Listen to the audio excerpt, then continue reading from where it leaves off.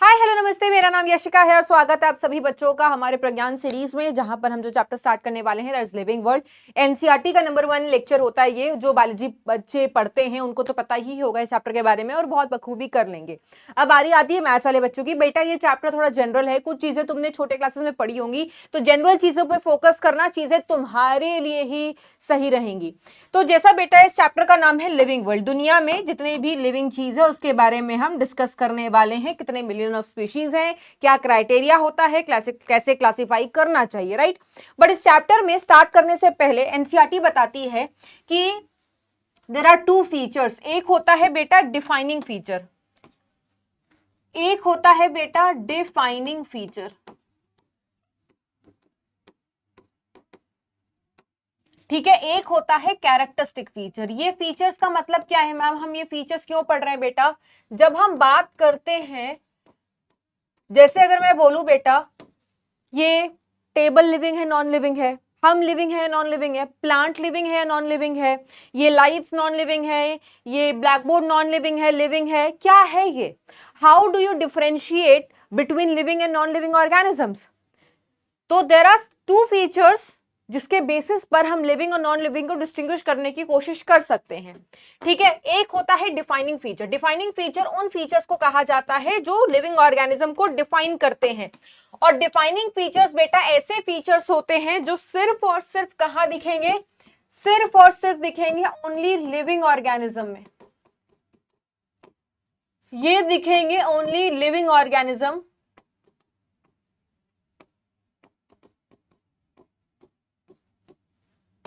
Without any exception. ये सिर्फ और सिर्फ दिखते हैं ऐसे लिविंग ऑर्गेनिज्म, सिर्फ और सिर्फ लिविंग ऑर्गेनिज्म, किसी में एक्सेप्शन नहीं होगा। ठीक है, जैसे बेटा डिफाइनिंग फीचर में आ जाता है कॉन्शियसनेस। कॉन्शियसनेस का मतलब क्या होता है बेटा? अवेयरनेस। तुम अवेयर हो तुम क्या कर रहे हो।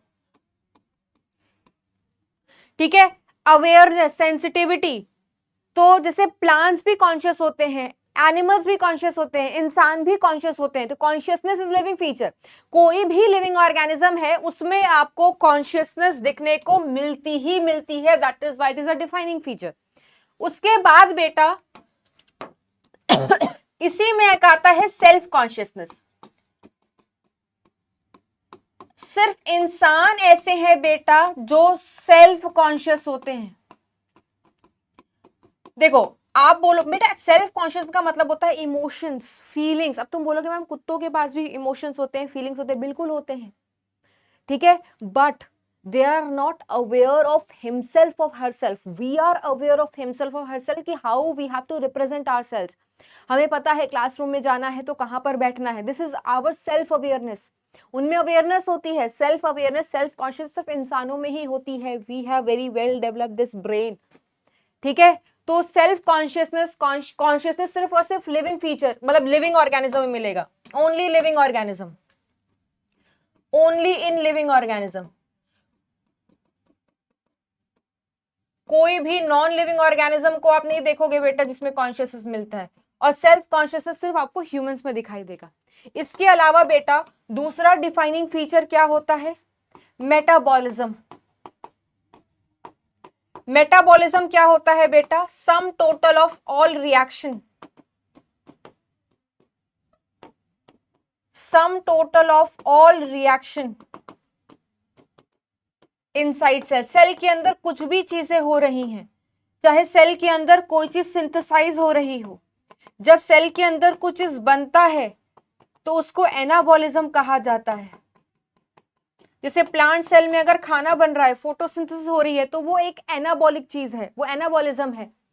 अगर सेल के अंदर कुछ चीज टूटता है तो उसको कैटाबॉलिज्म कहा जाता है। कैटाबॉलिज्म का मतलब ब्रेकडाउन। तो सेल में चाहे बेटा एनाबॉलिज्म चल रहा हो या सेल में बेटा कैटाबॉलिज्म चल रहा हो, सेल में चाहे एनाबॉलिज्म चल रहा हो या सेल में कैटाबॉलिज्म चल रहा हो, ये दोनों बेटा क्या कहलाती है? मेटाबॉलिज्म। तो ये भी कहां पर चल रहा है? सेल के अंदर। और जिनके पास सेल होता है उन्हीं को तो हम लिविंग कहते हैं। तो this is also without any exception only present in only seen in living organism.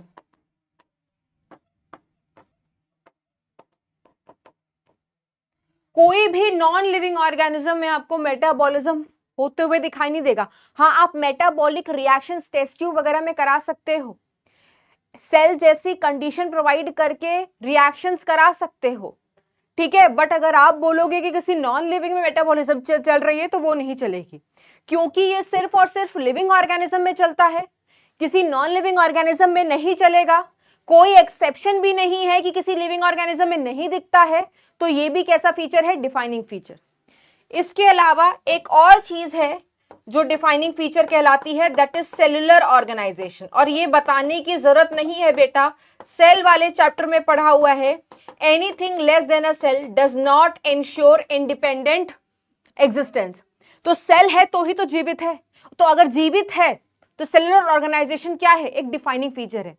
किसी नॉन लिविंग ऑर्गेनिज्म में सेल दिखती तो वो नॉन लिविंग तो होता ही नहीं ना, मतलब ये प्रॉपर्टी भी सिर्फ लिविंग ऑर्गेनिज्म में दिखती है without any exception, that is why ये भी एक डिफाइनिंग फीचर है।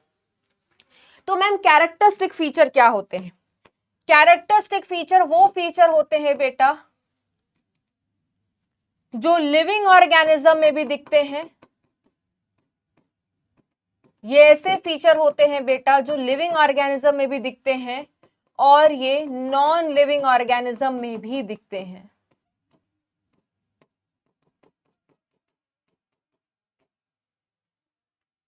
और एक्सेप्शंस भी मौजूद होते हैं, मतलब ऐसे लिविंग ऑर्गेनिजम्स देखने को मिलेंगे बेटा जिसमें वो फीचर नहीं होता है। जैसे फॉर एग्जांपल बेटा मैं आपको बताती हूं, ग्रोथ एक डिफाइनिंग फीचर है। ग्रोथ डिफाइनिंग क्यों है बेटा? क्योंकि ये लिविंग ऑर्गेनिज्म में भी दिखता है। हम सबके अंदर ग्रोथ हुआ है ना बेटा? बिल्कुल हुआ है। हमने पढ़ा था सेल वॉल का एग्जांपल लेकर के कि अगर ये प्राइमरी वॉल है तो सेकेंडरी वॉल कहां पर बनती है बेटा? प्राइमरी के अंदर।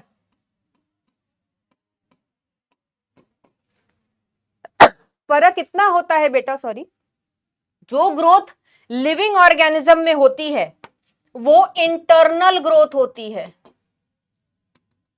जो ग्रोथ लिविंग ऑर्गेनिज्म में होती है, जैसे प्लांट्स में बेटा आप देख रहे हो इंटरनल ग्रोथ है, सेकेंडरी वॉल अंदर बन रही है ना कि बाहर। हम जितना भी ग्रो किए हैं बेटा internal growth, because we are living organisms, internal growth कहोगे या इंट्रिंसिक ग्रोथ कहोगे। बट अगर मैं नॉन लिविंग ऑर्गेनिज्म की बात करूं,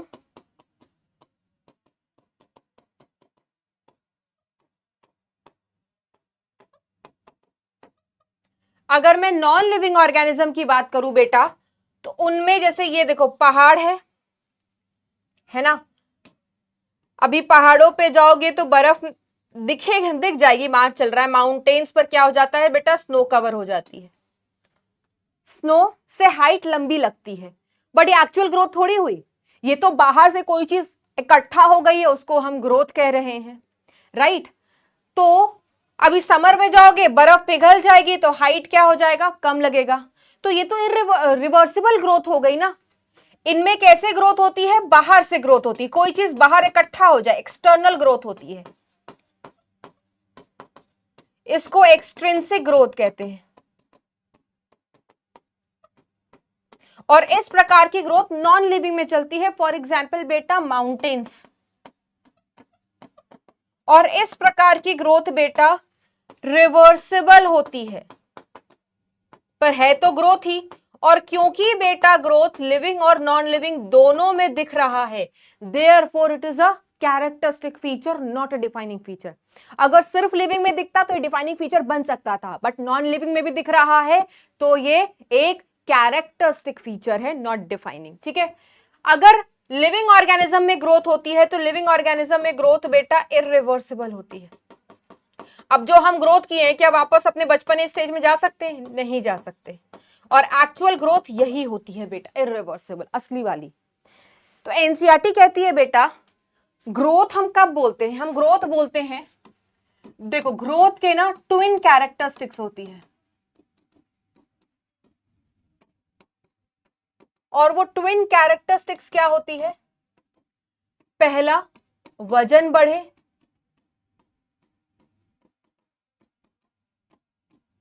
और दूसरा, नंबर बढ़े।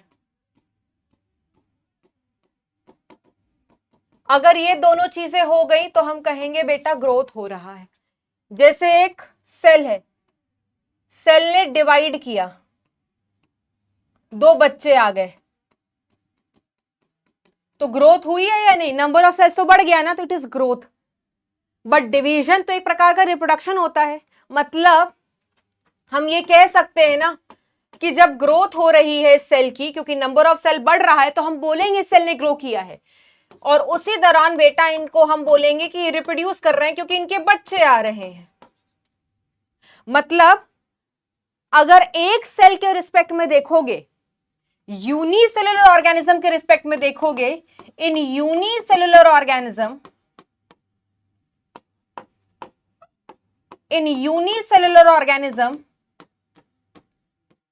growth and reproduction are mutually inclusive event। मतलब one event is included under other. हम ग्रोथ कहेंगे तो कहोगे रिप्रोडक्शन हो रही, रिप्रोडक्शन होगी तो कहोगे ग्रोथ कहेंगे, छोटे ऑर्गेनिज्म, एक सेल के रिस्पेक्ट में बात कर रहे हैं। बट अगर मैं मल्टी सेलुलर ऑर्गेनिज्म की बात करूं, जैसे हम, जैसे प्लांट्स, क्या मल्टी सेलुलर ऑर्गेनिज्म में भी ग्रोथ और रिप्रोडक्शन एक ही बात है क्या? नहीं। हम जब बचपन में ग्रो कर रहे तो रिप्रोड्यूस थोड़ी कर रहे थे, हमने तो रिप्रोडक्शन करने की एक एज होती है बेटा, प्यूबर्टी अटेन कर लेते हैं, सेक्सुअली मैच्योर हो जाते हैं, उसी के बाद रिप्रोडक्शन हो सकती है। बचपन में सिर्फ ग्रोथ हो रही थी हमारे में, ग्रोथ का मतलब रिप्रोडक्शन नहीं, रिप्रोडक्शन का मतलब ग्रोथ नहीं है। तो इन मल्टी सेलुलर ऑर्गेनिज्म दोनों अलग अलग चीज है, तो कहा जाता है बेटा growth and reproduction are mutually exclusive event, right? इसके बाद अगर आप देखोगे, दूसरा डिफाइनिंग फीचर कौन होता है बेटा? रिप्रोडक्शन। मैम रिप्रोडक्शन डिफाइनिंग नहीं, कैरेक्टरिस्टिक। रिप्रोडक्शन कैरेक्टरिस्टिक कैसे बन गया? मैम ये तो सिर्फ लिविंग ऑर्गेनिज्म में ही दिखता है, ओनली लिविंग ऑर्गेनिज्म। बिल्कुल सही कह रहे हो बेटा, सिर्फ और सिर्फ लिविंग ऑर्गेनिज्म में ही दिखता है। ऐसा तो नहीं होता ना बेटा, एक आईफोन से 2 आईफोन हो गया, एक लैपटॉप से 2 लैपटॉप, ऐसा होता तो कितना मजा आता। ऐसा तो नहीं होता। तो फिर मैम ये डिफाइनिंग क्यों नहीं है? डिफाइनिंग इसलिए नहीं है बेटा क्योंकि देयर आर सर्टेन ऑर्गेनिजम्स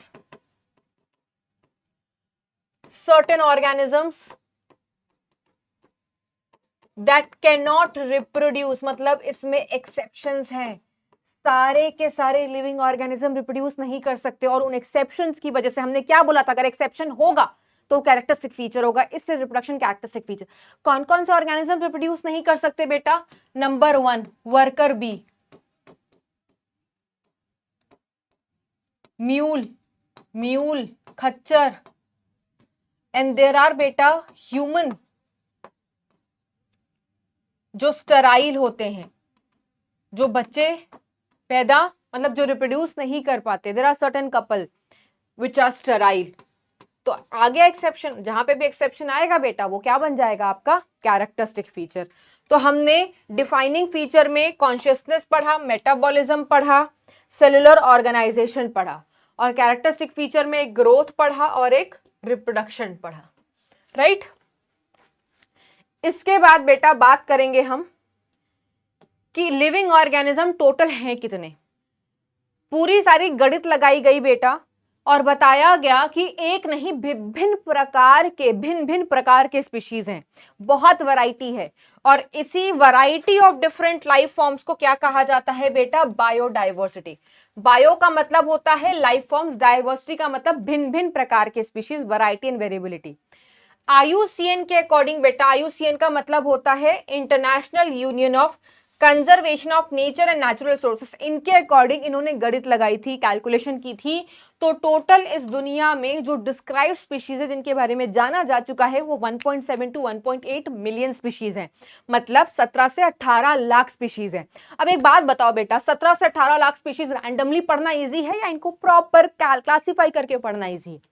तुम बेटा सारे कपड़ों को ऐसा ढेर बनाकर अलमारी में रख दोगे तो कपड़ा तब ढूंढना इजी होगा या उनको प्रॉपर क्लासिफाई करोगे, बॉटम सारे एक साथ, अपर सारे एक साथ? उसमें भी आप कर सकते हो, बॉटम में जीन्स एक तरफ, ट्राउजर एक तरफ, सेग्रीगेट करके क्लासिफाई करके, स्कर्ट्स एक तरफ, टॉप में आप स्लीवलेस टॉप एक तरफ, शर्ट वाले एक तरफ, ठीक है? अगर ऐसे क्लासिफाई करोगे तो ढूंढना इजी होगा ना। Same goes with the study, पढ़ाई में भी ऐसे ही करना होता है, प्रॉपर तरीके से क्लासिफाई करके पढ़ोगे तो पढ़ना इजी हो जाएगा, ठीक है? अब पढ़ोगे कैसे? सबसे इंपॉर्टेंट है बेटा तुम्हें स्पीशीज के बारे में पता होना चाहिए। अगर तुम स्पीशीज के बारे में जानते ही नहीं हो तुम कुछ नहीं कर सकते। और प्रॉब्लम तब सीवियर हो जाती है बेटा जब हर अलग अलग स्पीशीज के अलग अलग नाम होते हैं। गोलगप्पे के कितने नाम हैं? गोलगप्पा, पानीपुरी, गुपचुप, पानी बताशा, पुचके, न जाने कितने, है ना? अब प्याज को हम प्याज बोलते हैं, वेस्ट साइड मुंबई चले जाओ वहां पर कांदा हो जाता है। मैं यूपी से हूं तो हमारे यहाँ एक सूरन की सब्जी होती है, यूपी वाले बच्चों बताना सूरन। दिल्ली में रहती हो तो यहाँ सूरन कोई नहीं जानता, यहाँ जमी कंद बोलते हैं। सब्जी वाले के पास जाना उनको सब पता होता है। बिहार साइड चले जाओ बेटा तो सूरन नहीं ओल कहा जाता है। मतलब हमारे नर्दर्न बेल्ट में ही आप सोचो यार, पूर्वांचल में अलग है, बिहार तरफ अलग है, मतलब इधर, और इधर हमारे नर्दर्न इंडिया में अलग है। तो यार सोचो हमारे इंडिया में साउथ में कितने सारे लैंग्वेजेस हैं, क्या क्या नाम हो सकता है। तो लोकल रीजन्स में एक स्पीशीज को एक लोकल नाम से जाना जाता है जिसको वर्नाक्युलर नेम कहते हैं। और ये लोकल नाम बेटा वेरी करता है from one place to another. जैसे लौकी को यहाँ लौकी बोलते हैं, जैसे हमारी तरफ घी, नहीं यहाँ शायद घिया बोलते हैं, हमारी तरफ अब मैं बहुत ज्यादा उसमें मिक्स हो गई हूं, तुम बताना बेटा। कद्दू के भी बड़े सारे नाम हैं, ठीक है? तो लोकल नाम तो प्लेसेस के अकॉर्डिंग वेरी करेगा। देयरफॉर बेटा बहुत जरूरी है हमें एक ऐसे नाम की जो यूनिवर्सली एक्सेप्टेड है। अब मैं जाकर के अमेरिका गई हूँ एक मीटिंग अटेंड करने और प्याज प्याज करे जा रही हूँ, कांदा कांदा करे जा रही हूँ, किसी को समझ में आएगा कि मैं किस, वो थोड़ी जानता है प्याज।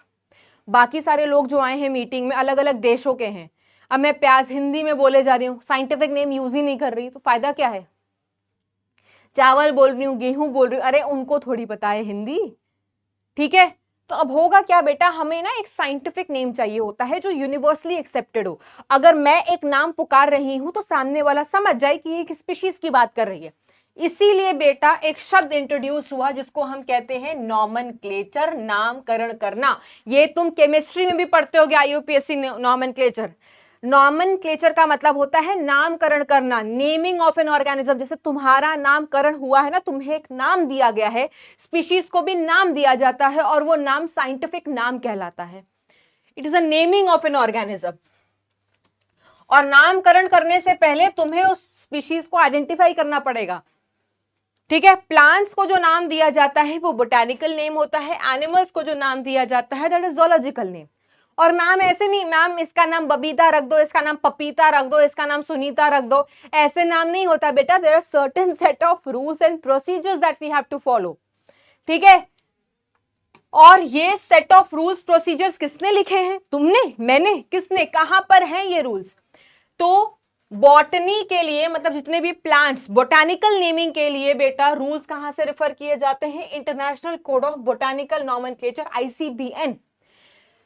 जानवरों के नामकरण के लिए ICZN से रूल्स एंड प्रोसीजर्स देखे जाते हैं, that is international code of zoological nomenclature. आप समझ लो एक किताब है जिसमें सब कुछ लिखा हुआ है, भैया रेफर कर लीजिए, नामकरण कर दीजिए। सबसे ज्यादा एक्सेप्टेड नॉमेनक्लेचर जो यूज किया गया है बेटा that is binomial nomenclature. By stands for दो, दो शब्द। जैसे हमारा नाम है होमोसेपियन, होमोसेपियन दो शब्द आ रहा है, ऐसे नामकरण को बाइनोमियल नॉमेनक्लेचर कहते हैं। और ये हमारे दिग्गज साइंटिस्ट कैरोलस लिनियस जी ने किया था, ठीक है? अब नामकरण करने के लिए मैंने आपको बताया रूल्स है, हम बबीता, सुनीता, पपीता, बबीता ये सब नहीं रख सकते, ठीक है, तो क्या रूल है और कैसे लिखना पड़ता है, देखो ये डिराइव किया जाता है, जो भी शब्द हम साइंटिफिक नेम करते हैं वो लैटिन वर्ड से होता है, नहीं तो उसको लैटिनाइज करिए, यशिका को यशिकम बना दीजिए, सिंह को सिंगम बना दीजिए। ऐसे तुम्हें सिर्फ फन वे में बताने के लिए बता रही हूँ, बट यस ऐसा किया जाता है। जैसे आम का साइंटिफिक नेम है मैंजीफेरम इंडिका, हमारा नाम है homo sapiens, so this is said to be a scientific name. ठीक है, लैटिन लैंग्वेज की अंग्रेजी यूज कर लेते, अरे एक अंग्रेजी के बेटा 50 मतलब निकलते हैं, 50 सिनोनिम्स होता है, 50 एंटोनिम्स होता है। हम कभी आपने पूछा होगा पापा इस शब्द का मतलब बताओ, तो पापा कहते होंगे सेंटेंस पढ़ो तो मैं बताऊंगा, क्योंकि हमारे यहाँ पर अंग्रेजी में बेटा हर शब्द का इंटरप्रिटेशन डिपेंड करता है उसको कहाँ पर यूज किया गया है। इतना माथा पच्ची कौन करे, इसलिए अंग्रेजी हटा दिया गया। वो पीके वाली मूवी नहीं देखी, अच्छा के भी अच्छा, अच्छा वो अच्छा, देखो मैंने 3 तरीके से बोला, तीनों में मतलब अलग अलग निकल सकता है। सो लैटिन लैंग्वेज साथ ऐसी प्रॉब्लम नहीं, it's a dead language, therefore it's called a scientific language. तो साइंटिफिक नेमिंग के लिए बेटा लैटिन शब्द का इस्तेमाल किया है, एक शब्द का एक ही मतलब है, अनेकों मतलब नहीं निकलेगा। इंटरप्रिटेशन करने की यहाँ पर कोई लॉजिक रिक्वायर्ड नहीं है, बहुत ईजी है to use for the scientific purposes. हर ऑर्गेनिज्म में दुनिया में सबका एक ही साइंटिफिक नेम होगा, हमारी तरह नहीं, जैसे मेरा नाम यशिका है वैसे ऑफिशियल घर का नाम डॉली है, तुम्हारा भी एक नाम है, घर का अलग है। प्यार वाले चाहने वाले कुछ अलग नाम से बुलाते हैं, 10 नाम लेकर के घूम रहे हैं, जैसे जैसे लोग बदल रहे हैं नाम भी बदल रहा है। Oh my god, too many names we have, ऐसा नहीं चलता है यहाँ पर डियर स्टूडेंट्स, एक साइंटिफिक नेम ही होगा। बट उस साइंटिफिक नेम में बेटा 2 शब्द होते हैं, एक होता है जीनस, एक होता है स्पीशीज, क्योंकि 2 शब्द से बना है एक साइंटिफिक नेम, इसको बाइनोमियल नॉमेनक्लेचर कहा जाता है, राइट। अब यहां पर देखो ये किसका साइंटिफिक नेम लिखा हुआ है, मैंगो का। मैंगो में आपको 2 शब्द दिखाई दे रहे हैं, मैंजीफेरा और इंडिका। ठीक है, मैंजीफेरा जीनस है, इंडिका स्पीशीज। जीनस बोलो या जेनेरिक एपिथेट बोल सकते हो, स्पीशीज बोलो या स्पेसिफिक एपिथेट बोल सकते हो, इसको भी लिखने का तरीका है। अगर आप नोटिस करोगे इसका पहला लेटर कैपिटल लेटर होता है और स्पीशीज का पहला लेटर स्मॉल लेटर होता है या लोअर केस लेटर होता है। क्योंकि मैंने अपने हाथों से लिखा है तो जीनस को और स्पीशीज को अलग अलग सेपरेटली अंडरलाइन किया गया है। किताबों में जब छपा होता है बेटा तो इटैलिक्स फॉन्ट में होता है, और एक ही लाइन नहीं खींचना है, कंजूसी नहीं करनी है, एक खींच देते हैं मैम, नहीं, गलत हो जाएगा। Both should be underline separately, got it. इसके बाद जब अपने हाथों से लिखोगे तो अंडरलाइन करोगे, किताबों में प्रिंटेड होता है तो इटैलिक्स फॉन्ट में होता है। अब जिसने, जैसे तुम्हारा नाम किसने किया, पापा ने किया, मम्मी ने किया, बुआ ने किया, मासी ने किया, फलाने ने किया, ढमकाने ने किया। हमारे यहाँ पर ज्यादातर वैसे तो केयरलेस लीडर्स ने किया है, नॉट ऑलवेज, हाँ बट मोस्टली है। तो ऑथर्स का नाम हम कहाँ लिखें भाई, मैंजीफेरा इंडिका के बाद आपको दिख रहा होगा लीनियस, तो लीनियस जी ने इसका नामकरण किया तो इनका नाम स्पीशीज के बाद आएगा, बीच में नहीं आएगा, मैंजीफेरा के पहले नहीं आएगा, बाद में आएगा। पूरा नाम नहीं लिखा है, शॉर्ट फॉर्म में लिखा है, तो पहला रूल है एब्रिविएटेड फॉर्म में लिखिए, आफ्टर स्पीशीज एपिथेट लिखिए, अंडरलाइन मत करिए और इटैलिक्स में भी मत लिखिए, नॉर्मल जैसी प्रिंट वाली भाषा होती है वैसे ही लिखना होता है। अगर सिर्फ मैंजीफेरा इंडिका लोगे, मतलब जीनस और स्पीशीज को ही इंक्लूड करोगे, तो वो बाइनोमियल नॉमेनक्लेचर होता है। बट जब अगर ऑथर्स नाम भी आ गया, 3 चीज आ गई, genus species and author names, तो वो बन जाता है बेटा बाइनोमियल एपिथेट, जिसमें जीनस स्पीशीज ऑथर नेम सब आता है। ठीक है, इसके बाद बारी आती है बेटा क्लासिफाई कैसे करो, क्योंकि बिना क्लासिफाई किए तुम पढ़ नहीं सकते। क्लासिफिकेशन करना बहुत इजी, मतलब बहुत जरूरी है। क्लासिफिकेशन किस चीज पे करते हो बेटा, मॉर्फोलॉजी, एक्सटर्नल अपीयरेंस, जो देख रहे हो उसके आधार पर। जैसे हम सबके पास एक नाक है, 2 कान है, एक मुंह है, हम सबके बोलने का, रहने का फिनोटाइप, मतलब शक्ल देखो, ऑब्जर्व करो, वी मोर और लेस आर सेम, हमारा फिनोटाइप सेम है, हमारा मॉर्फोलॉजी एक्सटर्नल फीचर सेम है ना। हमारा ऑब्जर्वर देखो, सब एक दूसरे को ऑब्जर्व करो, ऑब्जर्वेबल कैरेक्टर इज सेम, तो हम कह सकते हैं ना सेम स्पीशीज है। बिल्ली को देखते हो, अगर नाम पता भी नहीं बिल्ली है, लेकिन 3-4 बिल्ली को देखोगे, अरे सब तो सेम जैसा, एक ही प्रजाति, मतलब एक ही स्पीशीज होंगे, बोलते होगे ना, दिमाग में आता तो होगा। हर सांप की वैरायटी नहीं पता है, लेकिन सांप का कैरेक्टरिस्टिक तो पता है, ऑब्जर्वेबल कैरेक्टर तो पता है, फिनोटाइप थोड़ा थोड़ा तो पता है, तो बता तो दोगे ना सांप है। तो मॉर्फोलॉजी के आधार पर, एक्सटर्नल अपीयरेंस के आधार पर, एक्सटर्नल फीचर के आधार पर आप क्लासिफाई कर सकते हो। जो साइंस बेटा क्लासिफिकेशन के साथ डील करती है, that branch of science is called as taxonomy. और टेक्सोनॉमी का बताने वाले फादर कौन थे बेटा? Carolus Linnaeus. इन्होंने बताया टेक्सोनॉमी करने के, क्लासिफिकेशन के साथ डील करने के, टेक्सोनॉमी के बेसिकली 4 लेवल्स होते हैं। सबसे पहले आपको जिस स्पीशीज का क्लासिफिकेशन करना है उसके कैरेक्टरिस्टिक्स ढूंढिए, जिसके आधार पर आप क्लासिफाई करेंगे। जैसे फॉर एग्जांपल क्लोड ब्लडेड है, फॉर एग्जांपल वार्म ब्लडेड है। उसके बाद बेटा आइडेंटिफिकेशन करिए, पहचानिए। जब पहचानोगे नहीं तो नामकरण और क्लासिफिकेशन कैसे करोगे? तो ये सीक्वेंस होता है characterization, identification, classification and nomenclature. याद रखना CICN से। एनसीईआरटी कहीं पर कहती है कैरेक्टराइजेशन करो, आइडेंटिफिकेशन करो, क्लासिफिकेशन करो और नॉमेनक्लेचर करो। फिर ये भी एक जगह लिख देती है कैरेक्टराइजेशन करो, आइडेंटिफिकेशन करो, पहले नॉमेनक्लेचर कर दो, फिर क्लासिफिकेशन करना। अब एनसीईआरटी ने दोनों बात लिखी तो दोनों बात को मान करके चलते हैं, चाहे क्लासिफाई करके नामकरण करिए। ठीक है, स्टार्टिंग में तो एनसीईआरटी यही बोलती है, तो यही मान सकते हो। अब कितने प्रकार के टेक्सोनॉमी है? पुराने जमाने में सिर्फ मॉर्फोलॉजी के आधार पर, लॉजी का मतलब होता है स्टडी, मॉर्फो का मतलब external feature, external appearance, observable character, सिर्फ इसके आधार पर जब आप क्लासिफाई करोगे तो उसको क्लासिकल टेक्सोनॉमी कहेंगे। ये एक प्रकार की प्रिमिटिव है। अब तुम सोचो हर बार तुम मॉर्फोलॉजी के आधार पर करो और सही क्लासिफिकेशन आए, जरूरी तो नहीं है ना। इसीलिए इतनी बढ़िया थी नहीं तो मॉडर्न टेक्सोनॉमी आई। मॉर्फोलॉजी तो था ही, साथ साथ एनाटॉमी। जैसे तुम डॉक्टर तो नहीं, तुम तो आईजर की तैयारी कर रहे हो, नहीं तो जैसे मैं बच्चों को बताती हूँ जो डॉक्टर बनने वाले हैं, आप इंसानों को भी चीर फाड़ करके उनके इंटरनल चीज़ों की स्टडी करते हो, उसको एनाटॉमी बोलते हैं।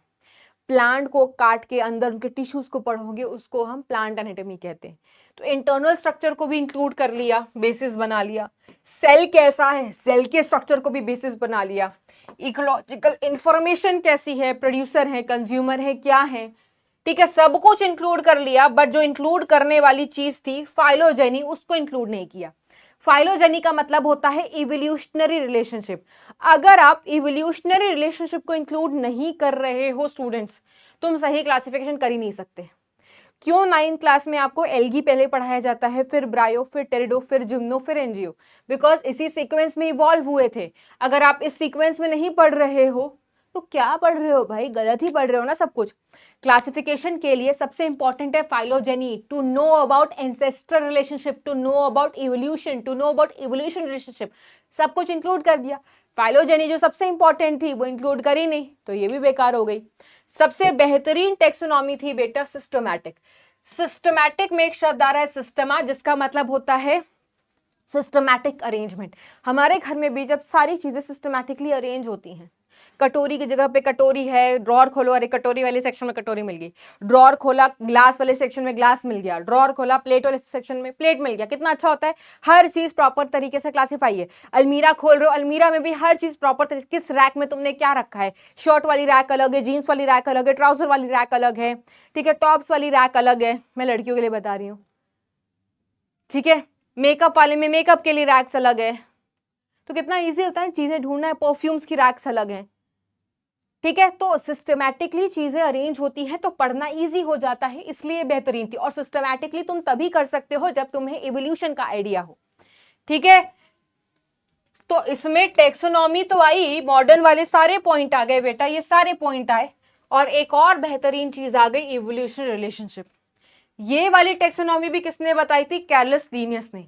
और इसमें बेटा तुम्हें दो ऑर्गेनिज्म के बीच की डाइवर्सिटी पता है, रिलेशनशिप पता है इवोल्यूशनरी, तो ये बहुत अच्छी चीज थी। कैरलस लीनियस जी ने बेटा दो किताबें भी लिखी थी।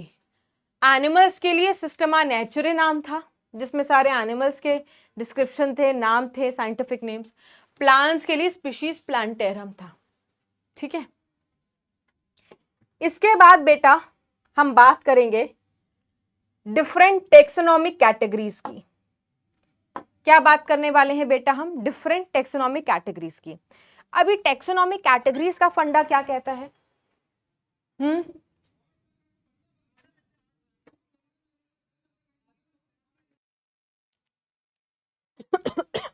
तो टेक्सोनॉमिक कैटेगरीज क्या होते हैं बेटा?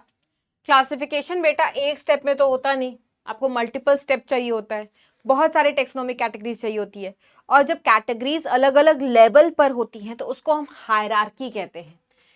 मल्टीपल स्टेप्स, मल्टीपल, जैसे हमारे बेटा सरकार में भी जो जॉब्स होती हैं, एक कॉर्पोरेट वर्ल्ड में भी जॉब, सबकी एक पोजीशन होती है, सबकी एक लेवल होती है, कोई किसी को रिपोर्ट कर रहा होता है, एक हायरार्की बनी होती है। ठीक है, पहले आपको इससे परमिशन लेनी पड़ेगी, उसको किसी और से परमिशन लेनी, there is a hierarchy at every organisation.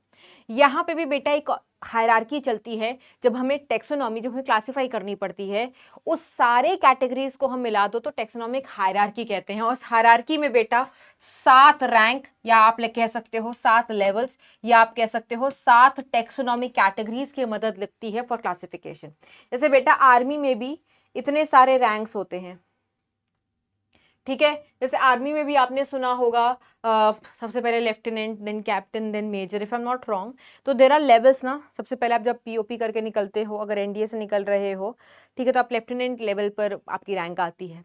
Correct me if I am wrong. Then आप प्रमोट होते हैं, माई ब्रदर इज देयर, तो आप कैप्टन बनते हो शायद, उसके बाद एन मेजर। तो there is a rank, there is a hierarchy even there also. तो वही बेटा हायरार्की हमारे क्लासिफिकेशन में भी चलती है उसी प्रकार की। क्या होता है? 7 categories, kingdom, phylum, division, class, order, family, genus, species. याद कैसे रखोगे? क्योंकि इसी लेवल से बहुत सारे क्वेश्चन आ जाते हैं। ठीक है, याद कैसे करोगे? कीप पॉट या डिश क्लीन और family get sick. Keep pot या डिश क्लीन और family get sick. K for kingdom, P for phylum, D for division, C for class, O for order, F for family, G for genus, S for species. ऐसे याद रखोगे, कभी नहीं भूलोगे।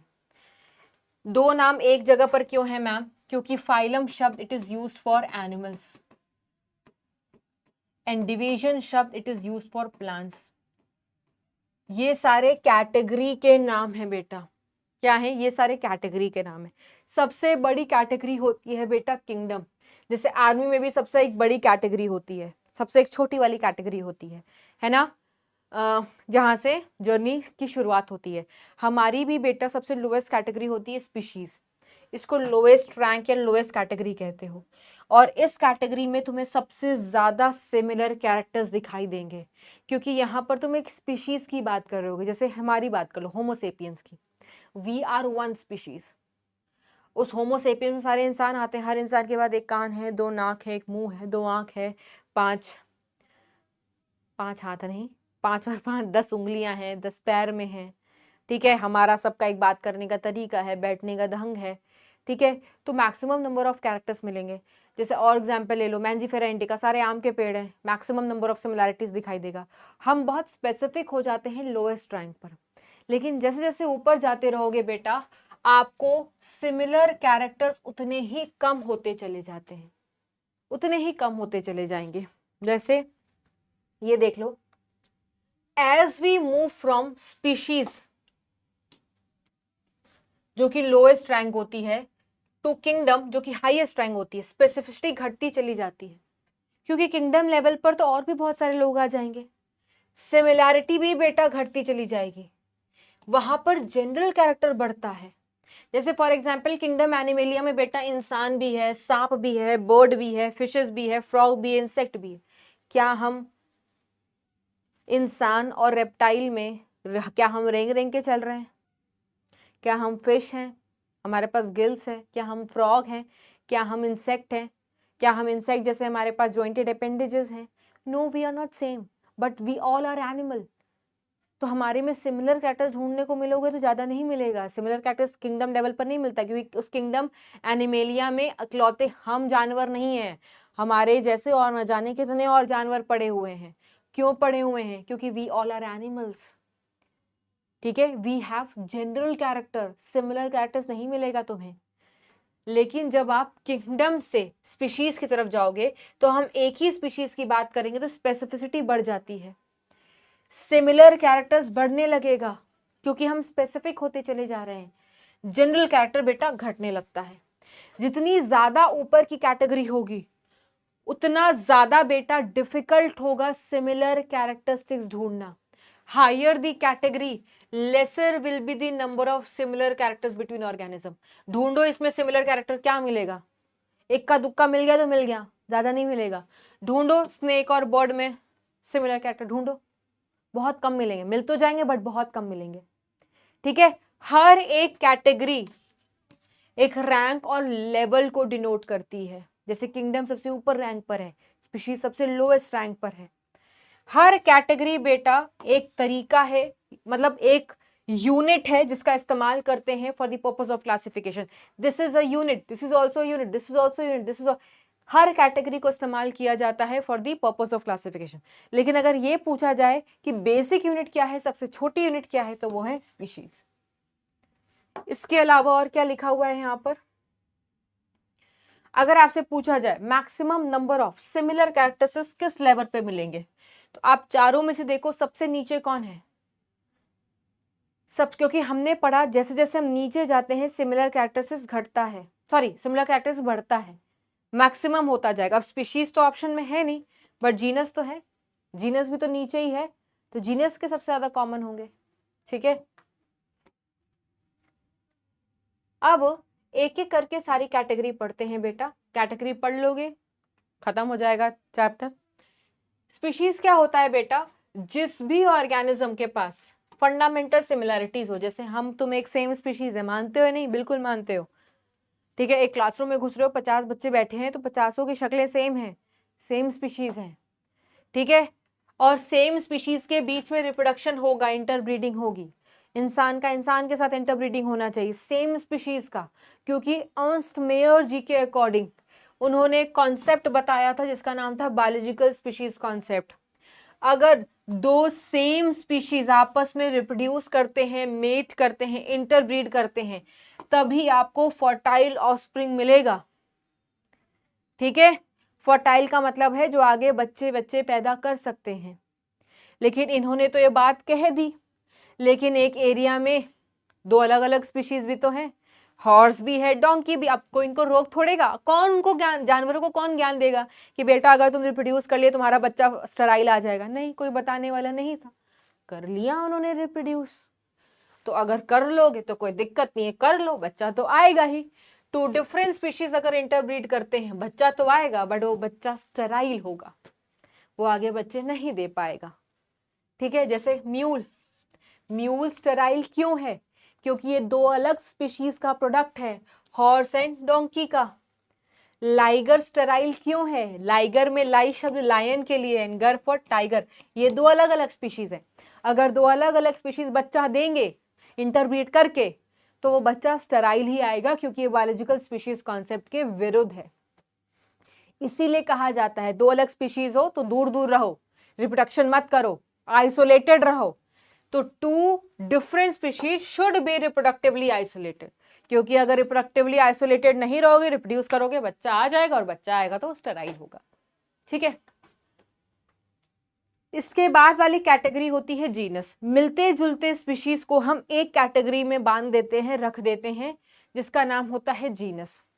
जैसे tiger, lion, leopard, सबका एक common genus है Panthera. Tiger का पूरा नाम होता है पैंथरा टिग्रिस, टाइग्रस कह सकते हो. लाइन का पैंथरा लियो, लेपर्ड का पैंथरा पार्डस. ये सारे बायोलॉजिकल नेम लिखे हुए, साइंटिफिक नेम लिखे हुए. ये शब्द बेटा ये सारे के सारे स्पीशीज है, स्पेसिफिक एपिथेट है. पैंथरा इनका क्या होता है बेटा? जीनस. ठीक है, अब यहां पर एक चीज आप नोटिस करो, Panthera as a genus 3 species के नाम में दिखाई दे रहा है. जब कोई एक जीनस एक से ज्यादा स्पीशीज के नाम में मौजूद हो, ऐसे जीनस को पॉलीटिपिक जीनस कहते हैं. दिस जीनस आप देख सकते हो.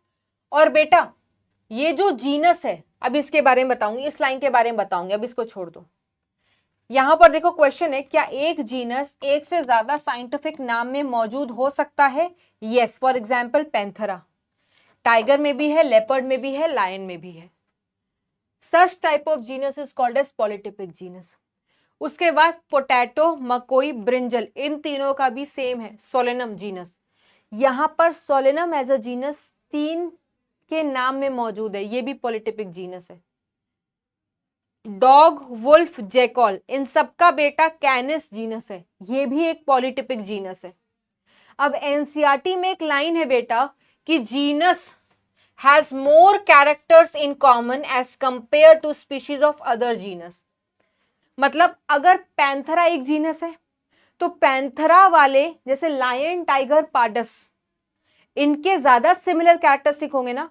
अगर तुम कैनिस वाले से कंपेयर करोगे तो एक जीनस के अंदर जितने भी स्पीशीज आते हैं that has more characters in common as compare to the species of other genus. इसका मतलब ये है कि ये जीनस और ये जीनस आपस में अलग अलग है, इनके अंदर के स्पीशीज जो है इनके ज्यादा सिमिलैरिटीज होगी रादर देन अगर तुम उन तीनों को इनसे कंपेयर करो।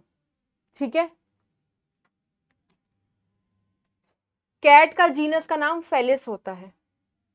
फैमिली का क्या मतलब होता है बेटा? मिलते जुलते जीनस को आप ग्रुप कर देते हो फैमिलीज में, जैसे सोलेनम, पिटूनिया एंड दतुरा, इन सबको सेम फैमिली में रख दिया जिसका नाम था सोलेनेसी। एसी क्या होता है बेटा? सफिक्स होता है प्लांट की फैमिली का। किस आधार पर इनको सेम फैमिली में रखते हैं? Floral and vegetative character same होते हैं इनके। ठीक है, इसीलिए हम इनको किस फैमिली में रख देते हैं बेटा? एक फैमिली में जिसका नाम है सोलेनेसी।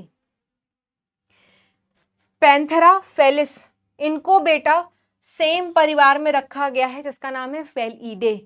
ईडे बेटा सफिक्स होती है किसकी? एनिमल के फैमिली के लिए। ये चीजें आपको याद रखनी है, क्वेश्चन करना इजी होता है। ये सब याद करने वाला चैप्टर है बेटा, ज्यादा दिमाग लगाना नहीं है, दिमाग जितना बता रही हूं उतना ही लगाना है बच्चों आपको। मिलते जुलते फैमिलीज को हम रख देते हैं ऑर्डर में, जैसे सोलेनेसी और कॉन्वोल्वुलेसी, ये अलग अलग परिवार हैं, अलग अलग फैमिली है, बट इनका ऑर्डर सेम है। ऑर्डर क्या है बेटा इनका? पॉलीमोनियल्स। एल्स बेटा सफिक्स होता है प्लांट के ऑर्डर के लिए। किस आधार पर इनको सेम ऑर्डर में रखा? क्योंकि इनके फ्लोरल और रिप्रोडक्टिव कैरेक्टर सेम थे। फेलिडे और कैनिडे, इन दोनों परिवार को बेटा कार्निवोर्स होते हैं, फ्लैश ईटिंग होते हैं, तो इनके ऑर्डर का नाम कार्निवोर है। कार्निवोरा में बेटा ऐसा कोई सफिक्स यूज नहीं हुआ है। इसके अलावा देखोगे बेटा आप, क्लास होती, क्लास में क्या रखते हैं? जितने मिलते जुलते रिलेटेड ऑर्डर्स होते हैं उनको सेम क्लास में रख दिया जाता है। जैसे प्राइमेटा, प्राइमेटा में इंसान, मंकी, गोरिल्ला, गिबन सब आ गए। कार्निवोरा में cat, dog, lion, leopard, tiger सब आ गया। एक ये ऑर्डर है, एक ये ऑर्डर है। इन दोनों ऑर्डर को सेम क्लास में रखा गया, दैट इज क्लास मैमेलिया। ये सब मैमल्स है। क्यों? सबके पास एक्सटर्नल ईयर है, मेमोरी ग्लैंड है, presence of hair on body है। इस आधार पर बेटा ये सब सेम क्लास को बिलोंग करते हैं, that is class Mammalia. Plants में अगर देखोगे पॉलीमोनियस एंड सैपिंडेल्स, सैपिंडेल्स बेटा मैंगो का ऑर्डर होता है, याद करना पड़ेगा, कोई झूठ नहीं है इसमें। क्योंकि बेटा इनके पास दो दो कॉटलिडन थी तो इनको रख दिया डाइकोटिलिडने में। सफिक्स देख लो बेटा क्या है। अब मिलते जुलते क्लास को अगर क्लास एनिमल्स का होगा तो फाइलम में रख देंगे, प्लांट्स का मिलता जुलता क्लास होता है डिवीजन में रख देते हैं। जैसे क्लास मेमेलिया, रेप्टेलिया, एम्फीबिया बेटा ये सब फाइलम कॉर्डेटा में आते हैं। प्रेजेंस ऑफ नोटोकॉसिस, अब जूलॉजी में पढ़ते हैं एनिमल किंगडम के अंदर। क्लास डाइकोटिलिडने, मोनोकोटिलिडने सेम कैटेगरी में आ जाता है डिवीजन। एंजियोस्पर्म बोलते हैं। क्यों? किस आधार पर रखा? क्योंकि दोनों में फ्लावर खिलते हैं, फ्लावरिंग प्लांट्स है इस वजह से। इसके बाद बेटा क्वेश्चन करते हैं, चलिए क्वेश्चन करिए। अच्छा, किंगडम नहीं आया, जितने भी फाइलम होते हैं उनको फाइलम एनिमेलिया मतलब किंगडम एनिमेलिया में रख दिया जाता है। जितने भी डिवीजन होते हैं मिलते जुलते क्या बचा ही क्या है? Kingdom Plantae. इसके बारे में इसलिए यहाँ नहीं होता क्योंकि इनके ऊपर चैप्टर्स है। किंगडम एनिमेलिया पढ़ोगे जूलॉजी में, किंगडम प्लांटे में पढ़ोगे आपको बॉटनी में। ठीक है, चलिए क्वेश्चन करिए। क्वेश्चन करिए बेटा। How many of the following taxa represents hierarchy above family? Family के ऊपर कौन है इसमें? फैमिली के ऊपर कौन है बेटा इसमें? कीप पॉट क्लीन और फैमिली गेट सिक। फैमिली के ऊपर मतलब ऑर्डर, क्लास, फाइलम, किंगडम ढूंढना है आपको। कैनिडे, कैनिडे बेटा फैमिली होता है, idae is suffix, ales order, aceae family होता है, डिप्टेरा ऑर्डर होता है, पोएल्स ऑर्डर होता है, एनाकार्डियेसी फैमिली होता है। तो फैमिली के ऊपर कौन कौन आ गया, 1 2 3, इसलिए बोल रहे थे सफिक्स याद करना। सफिक्स से आपको लेवल पता चल जाता है कौन ऑर्डर है, कौन फैमिली है, कौन जीनस है, कौन स्पीशीज है। Arrange the following categories in ascending order according to the classification of house fly. Diptera, अच्छा ये कहां से करोगे, ये याद करना है बेटा आपको। मैं इसका टेबल आपको पीडीएफ में प्रोवाइड कर दूंगी, एनसीईआरटी में लिखा हुआ है। जो देखो जो बायोलॉजी पढ़े हुए हैं उनको तो वो तो इजीली कर जाएंगे बेटा, उसमें कोई दिक्कत नहीं है। एनसीईआरटी के इसी चैप्टर में ये मैथ्स वाले बच्चे थोड़ा सा देखो तुम सोच सकते हो, तुम्हारी भी गलती नहीं है, मुझे भी बेटा एज अ बायोलॉजी स्टूडेंट्स, वैसे तो मेरे पास पीसीएम भी था बेटा, बट फिर भी जिनके पास बिल्कुल ही नहीं है उनको बायोलॉजी पढ़ने के लिए बोल दिया जाए, तो तुम्हारे दुख तकलीफ से मैं वाकिफ़ हूँ एंड विद इन इतने कम समय में। बट क्या कर सकते हैं, अगर आपको एग्जाम क्लॉक क्रैक करना है तो आपको पढ़ना ही पड़ेगा and there is no excuses. अब बायोलॉजी वालों को मजा आ रहा होगा, अरे हमने तो पढ़ा हुआ है बेटा, तुम बायोलॉजी वालों को जो मैथ्स पढ़ना होता होगा ना, तो मैथ्स वालों वाली ही हालत होती होगी। हाँ, इसमें कुछ बच्चे थोड़ा सा एक स्टेप आगे होंगे जिनके पास पीसीएम भी दोनों था मेरे जैसे, बट यस ये है लिविंग वर्ल्ड में एक टेबल, ये टेबल मैं आपको प्रोवाइड कर दूंगी। Man, house fly, mango, wheat, सबका बेटा genus, family, order, class, phylum, division लिखा हुआ है, ठीक है। तो असेंडिंग ऑर्डर में बताना है, असेंडिंग मतलब छोटे से बड़ा, ठीक है।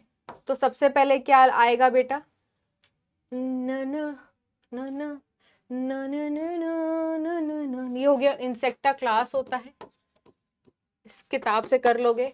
ऑर्थ्रोपोडा फाइलम होता है, लार्जेस्ट क्लास इंसेक्टा, ये तो 9th क्लास में पढ़ा है, लार्जेस्ट फाइलम ऑर्थ्रोपोडा। ईडे बेटा फैमिली है एंड ये बेटा ऑर्डर है। कीप पॉट क्लीन और family get sick, keep pot clean और फैमिली गेट सिक। जीनस और स्पीशीज तो दिया नहीं हुआ है, पूरा नाम होता है musca domestica, domestic flies, house flies, घर में जो मिलती है। फैमिली दिया हुआ है, फैमिली बी नंबर पर है। फैमिली के बाद क्या आता है, ऑर्डर ए, ऑर्डर के बाद क्या आता है, क्लास डी, उसके बाद phylum C, option number C. Scientific names of liverworts and reptiles, देखो लिवरवर्ट्स बेटा ब्रायोफाइट्स होते हैं, प्लांट किंगडम में पढ़ोगे, मतलब ये प्लांट है।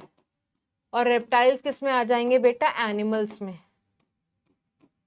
तो प्लांट के लिए ICBN, एनिमल्स के लिए ICZN, option number C. Animals, mammals and dog represents, animals, mammals and dogs क्या होते हैं बेटा,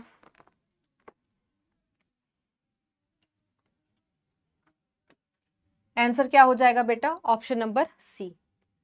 सो that was all for today session, छोटा सा चैप्टर था बेटा, छोटा सा सेशन है, ठीक है। एंड चीज़ें इसमें याद करने वाली हैं, किसका क्या कैटेगरी है, किसका क्या सफिक्स है, एंड क्वेश्चंस इसी तरीके से पूछ जाते हैं जो हमने किए हैं। अगर आपको कोई भी दिक्कत परेशानी है, do let me know in the comment section, I will try to conduct one live session as well. थोड़ा बातचीत करेंगे, थोड़ी आपकी परेशानी समझेंगे। परेशानी मुझे पता है मैथ्स वालों की क्या होगी और बायो वाले की क्या होगी सब्जेक्ट को लेकर के। बायो वालों को आई नो परेशानी नहीं होगी, मुझे पता है थोड़ी मैथ्स वाले परेशान हो, बायो वालों को मैथ्स के लिए परेशानी हो रही होगी as a subject wise, right. तो वी विल टॉक, ठीक है। और अगर कोई दिक्कत परेशानी नहीं है तो ये तो बहुत ही अच्छी बात है, सच्ची तो कोई बात हो ही नहीं सकती। तो मिलते हैं अगले चैप्टर के साथ, टिल देन आप इसको समझिए, नोट्स बनाइए, पढ़िए और क्वेश्चंस की प्रैक्टिस करिए। Till then bye bye, take care everyone, bye bye.